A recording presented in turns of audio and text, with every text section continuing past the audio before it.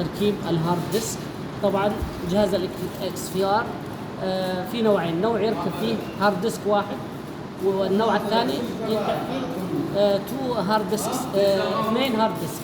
طبعا معروف الهارد ديسك يركب هنا، ولا هارد ديسك الثاني يركب هنا.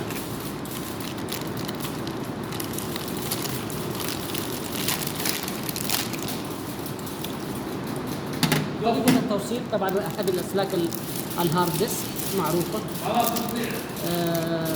هنا في لوحة الماذر بورد يركب الطرف هنا، الطرف الثاني يركب في الهارد ديسك. طبعا السلك الثاني نفس الطريقة،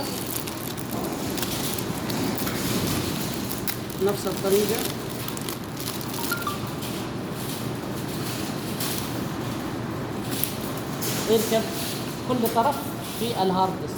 طبعا معنا الاسلاك الباور، هذه اسلاك السلك الباور يركب في الماذر بورد، طبعا نفس اللون الابيض باللون الابيض. وسلك الباور في فتحه الباور مكتوب هنا بي او يعني باور، وهنا بي او يعني باور.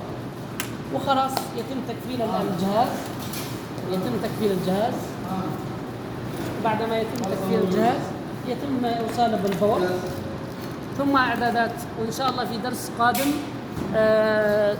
في درس قادم سوف نشرح كيف الاعدادات وكيف تهيئ الهارد ديسكين وتضيفه للنظام للسيستم.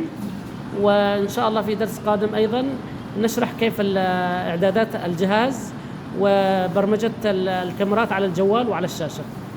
خالص تحياتي، المهندس ماجد محمد عبد الله الحربي من مكة المكرمة.